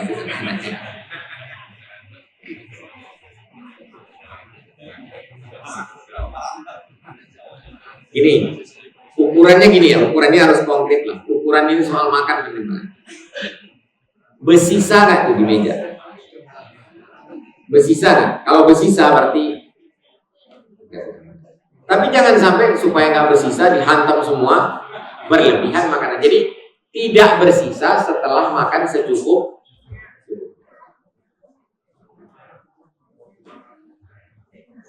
Dianjurkan misalnya berbuka dengan kurma 1 atau 3 ganjil lah ya. Setelah itu minum air putih. Nah,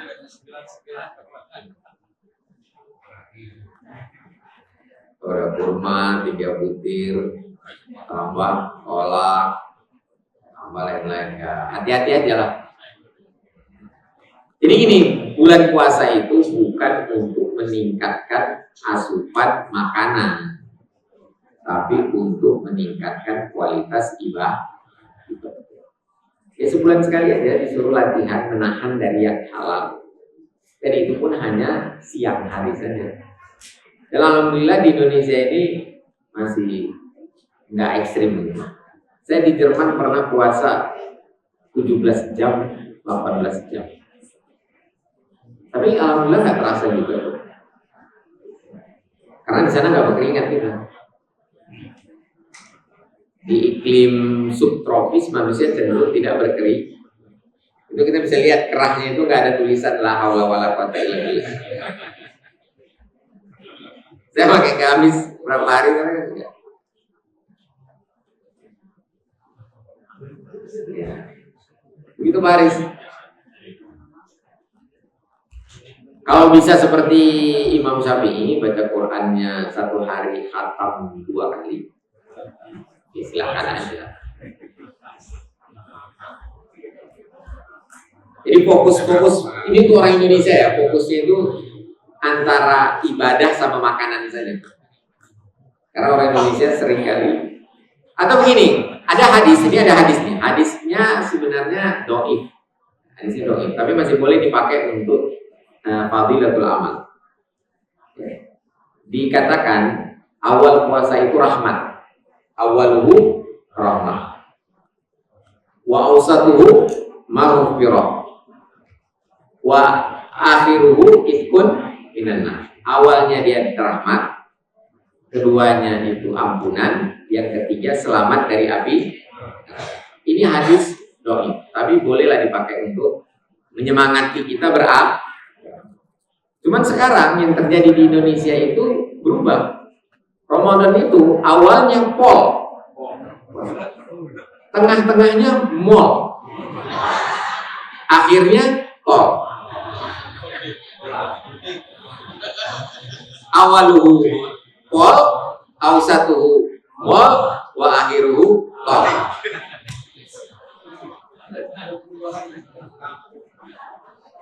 Tapi sebenarnya bukan hanya Indonesia, Malaysia juga ada tradisi. Ya selama wajar-wajar saja sih, kira. Wajar tuh ukurannya apa? Ukurannya kita yang tahu. Karena beda ukuran orang berpenghasilan. Wajar bagi orang berpenghasilan 25 juta sama wajar orang berpenghasilan 5. Itu memang berbeda, nggak perlu juga disamakan. Yang penting orang yang berpenghasilan besar peduli sama yang berpenghasilan kecil, yang berpenghasilan kecil tidak iri hati dan dengki sama yang berpenghasilan besar. Kenapa? Karena dunia tidak penting.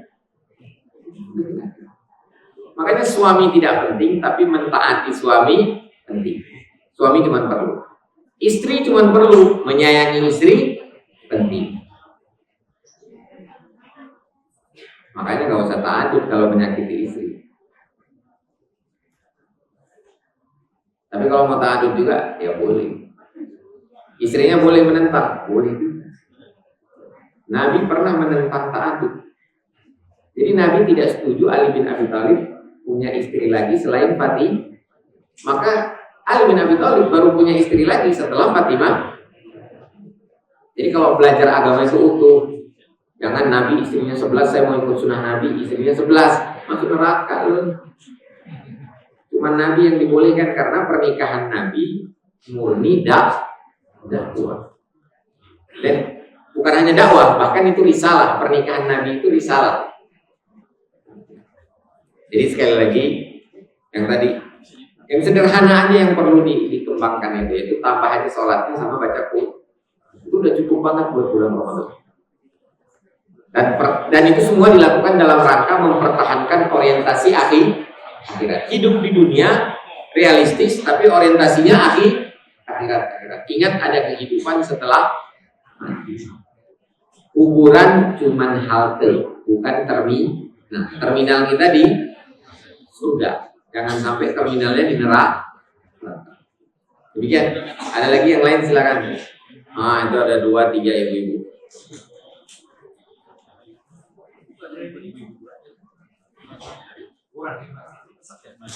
Ada tuh dua orang ya.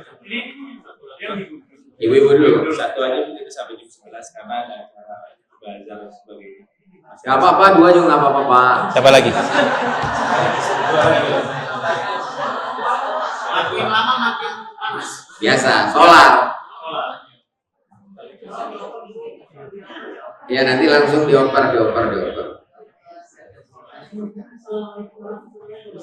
Waalaikumsalam.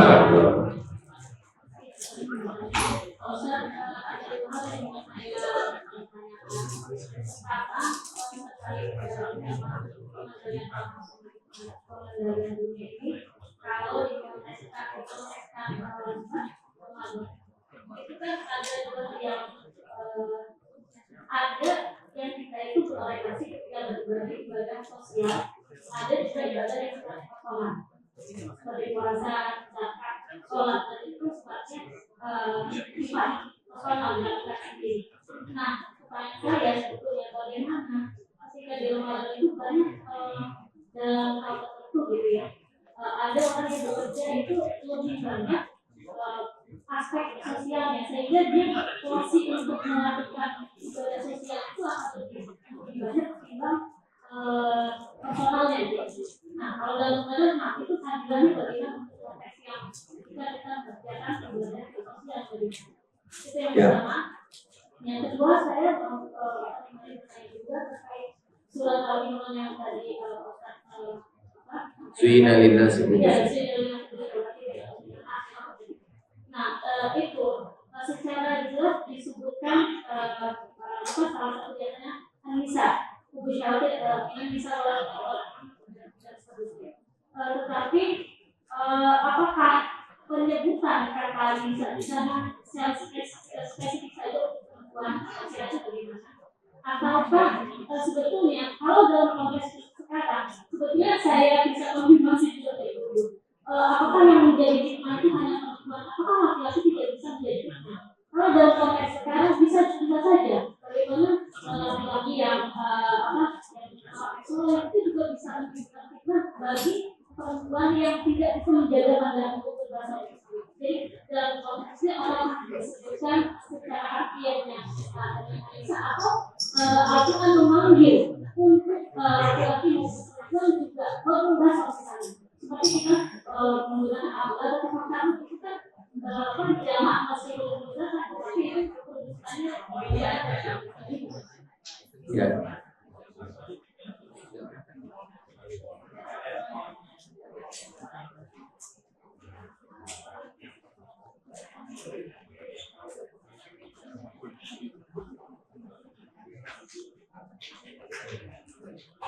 Assalamualaikum warahmatullahi wabarakatuh.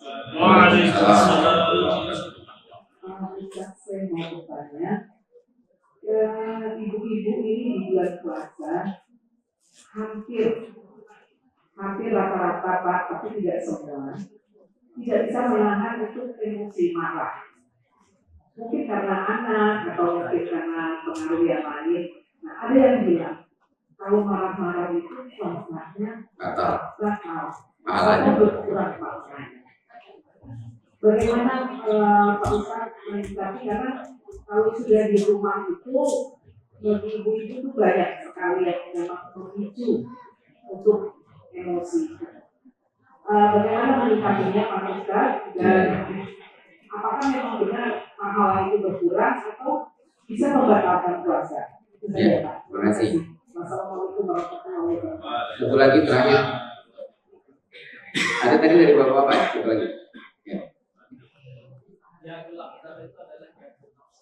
Kenapa?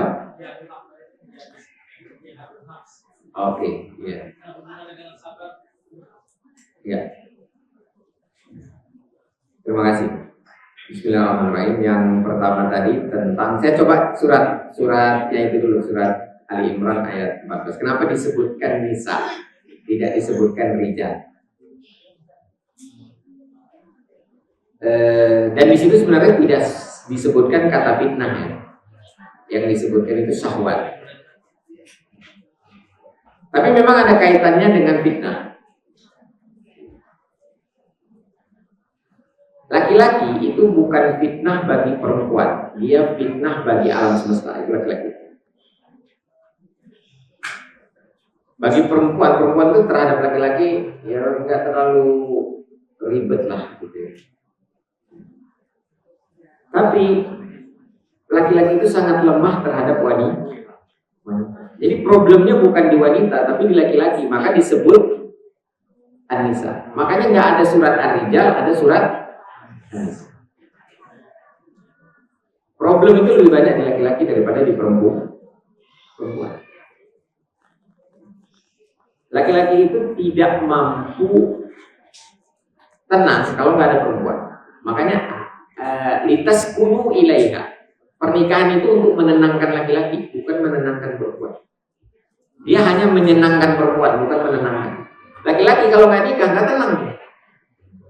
Jadi problem terbesar ada pada laki-laki, maka syariat terbanyak itu untuk laki-laki. Nah, cuman ada orang yang menganggap ini diskriminasi. Tidak. Memang kebutuhan laki-laki lebih tinggi. Problem dia lebih banyak.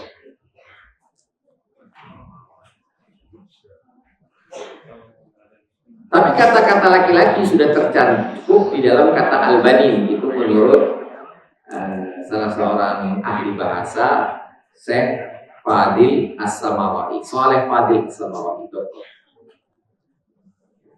Itu.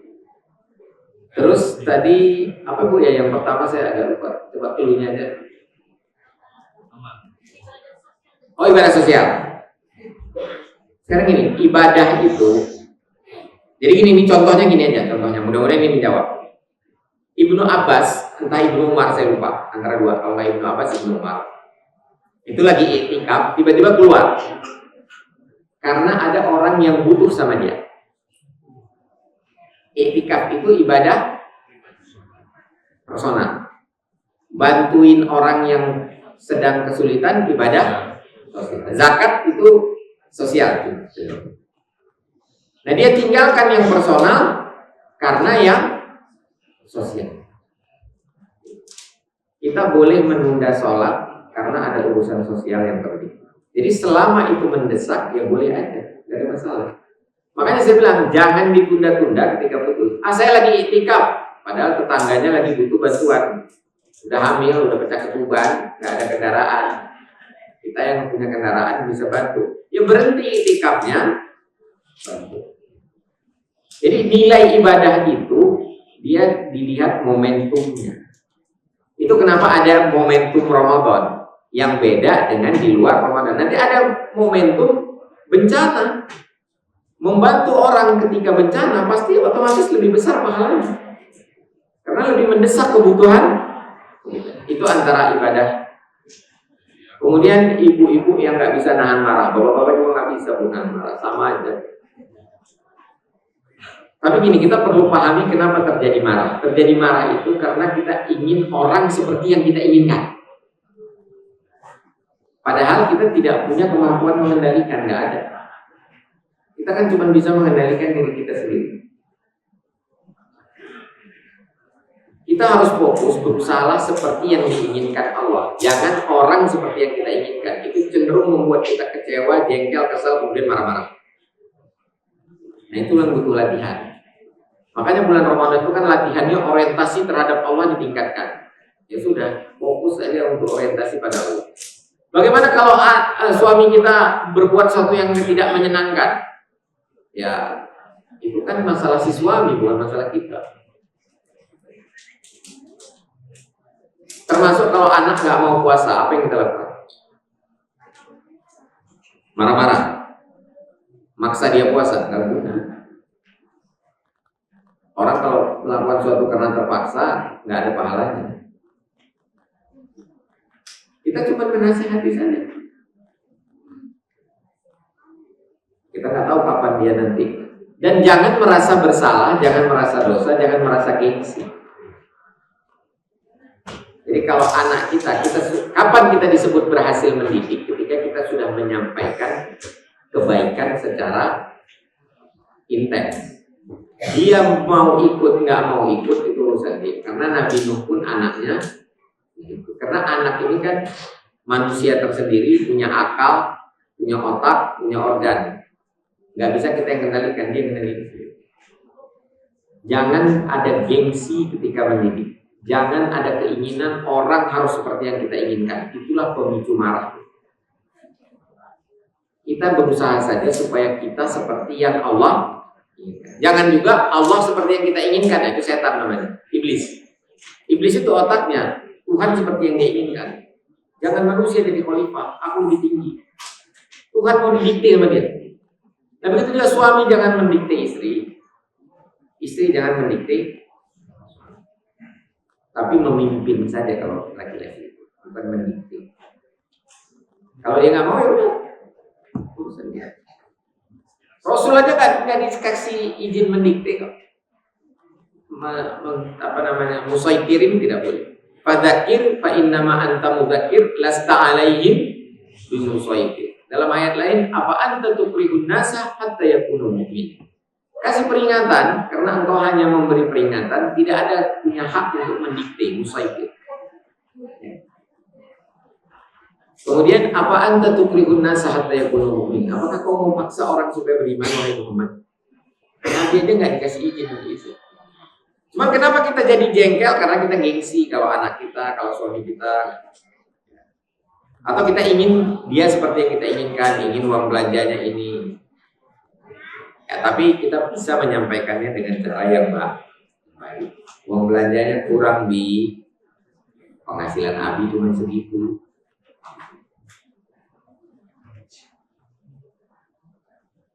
Begitu Bu. Jadi bukan hanya perempuan yang nggak bisa nahan marah, laki-laki juga yang nggak bisa nahan marah. Saya termasuk orang yang banyak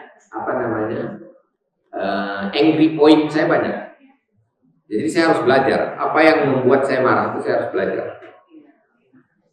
Kalau ada perilaku begini, saya kalau orang nggak ngikut aturan bawa kendaraan, saya jengkel. Tapi saya latih supaya saya nggak marah. Kalau jengkel kan spontan kan. Jengkel itu kan marah yang ada di dalam. Kalau marah-marah itu yang dikeluarkan. Nah, kenapa saya jengkel? Saya cari tahu. Itu wajar apa nggak wajar? Kadang-kadang ada yang jengkel nggak wajar. Begitu Bu, caranya itu berorientasi selalu kepada Allah. Jadi gini, setiap malam sudahkah saya seperti yang Allah inginkan? Sudahkah saya seperti yang Allah inginkan? Bukan sudahkah suami seperti yang saya inginkan, atau sudahkah istri seperti yang saya inginkan, sudahkah anak seperti yang saya inginkan. Itu hanya menghasilkan jengkel, kecewa, dan marah. Demikian, semoga bermanfaat. Tadinya saya berencana agak cepat karena ada urusan lain, 10:30. Sampai jam 11 lewat juga, sesuai waktunya. Terima kasih Bapak Ibu sekalian. Semoga kita sukses melalui Ramadan. Masih ada lagi? Oke, satu lagi. Oh, yang apa? Dengan sabar. Jiwa itu tidak hanya dengan sabar, Pak, dengan syukur juga. Dengan syukur. Kemudian jihad tertinggi adalah jihad melawan hawa. Boleh dipahami segitu, seperti itu. Ada juga hadisnya, walaupun tidak sahih.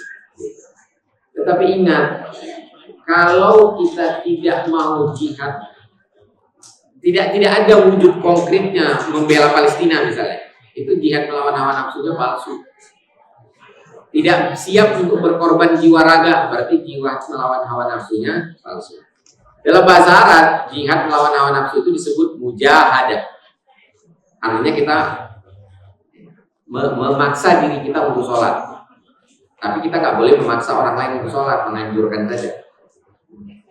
Nah, jadi yang terkait dengan jiwa itu syukur dan sabar. Nah, jihad itu juga harus muncul dari rasa syukur dan juga ketika berjihad rasa sabar. Nah, dilatihlah dulu untuk menekan keinginan hawa nafsu. Jadi antara boleh kita sebut jihad asghar, jihad akbar, cuman jangan dipertentangkan. Bohong jihad akbarnya kalau jihad konkretnya tidak dilakukan. Jadi kalau tidak berdakwah, tidak siap berkorban jiwa raga, kalau ada kezaliman dia diam saja, udah saya yang penting saya puasa, ini sih. Nah, itu jihad melawan hawa nafsunya palsu. Kemudian al-haqqu min rabbik fala takunanna minal mumtarin, kebenaran dari Allah, jangan berpura-pura atas kebenaran, dan apa yang kami sampaikan untuk tidak terlepas dari kesalahan dan kesilapan kami sebagai manusia. Itu walaupun itu astagfirullahi walakum Allahumma muwaffiq ila aqwamit thariq. Assalamualaikum warahmatullahi wabarakatuh.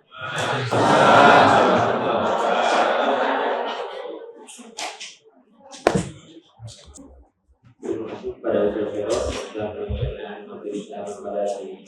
Semoga materi ini bermanfaat untuk kita semua. Selanjutnya ada pembagian dompet. Bagi yang bertanya tadi nanti bisa menunjuk dompetnya bisa ke panitia. Selanjutnya ada dompet untuk jemaah masjid yang datang awal pada acara hari ini. Dari ibu-ibu ada Ibu Eske. Dari bapak-bapak ada Bapak Nurliansyah.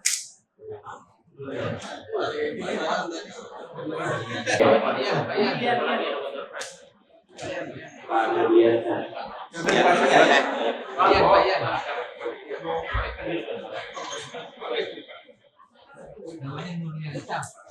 Selanjutnya ini ada dompet terakhir yang pada seluruh jamaah yang tahu tema Ramadan Alamin tahun ini.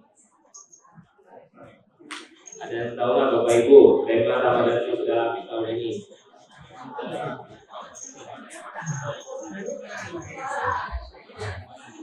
Ramadan Alamin tahun ini.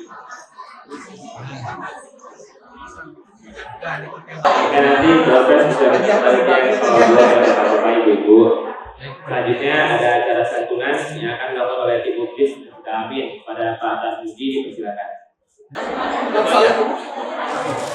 Ini Bapak Ibu sekalian, ini sembako, jadi ada 9 ini sembako, jadi bukan 3 atau 4, ada 9 beras dan lain-lain, ada 9 sepertinya.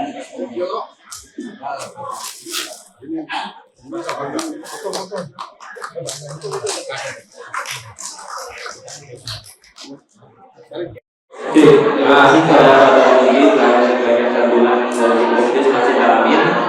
Selanjutnya sebelum menutup acara kita pada pagi hari ini, kita sama-sama tutup dengan doa yang akan dipimpin oleh Ustaz Sidik. Ustaz Sidik, kita silakan. Bismillahirrahmanirrahim. Assalamualaikum warahmatullahi wabarakatuh. Waalaikumsalam. Bapak Ibu, mari kita tutup dulu dengan doa. Setelah ini baru kita buka. Al-Fatihah. A'udzubillahi minasyaitonir rajim. Bismillahirrahmanirrahim. Iyyaka na'budu wa iyyaka nasta'in. Ihdinas siratal mustaqim. Ghairil maghdubi 'alaihim Alhamdulillah hamdan yuafi ni'amahu wa yukafi mazida wa lakal hamdu kama yanbaghi li jalali sultani. Allahumma shalli ala sayyidina Muhammadin salatan tu'minuna biha min nafa wa la taqila lana min haja wa tu'minuna min sayyi'at wa tarfa'una biha indaka antal raja wa tuballighuna bi ayati min khairin hayat wa ta'ala. Allahumma inna ala dzikrika wa syukrika wa husna ibadatik. Allahumma rabbana zalamna anfusana wa lam taghfir lana wa tarhamna lanakunanna minal khasirin. Allahumma rabbana hab lana min azwajina wa dhurriyyatina qurrata a'yun waj'alna lil muttaqina imama. Rabbana atina fid dunya hasanah wa fil akhirati hasanah wa qina adzaban nar. Wa sallallahu ala sayyidina Muhammadin wa alihi wasallam ajma'in. Subhana rabbika rabbil izzati amma yasifun wa salamun alal mursalin. Assalamualaikum warahmatullahi wabarakatuh. Waalaikumsalam.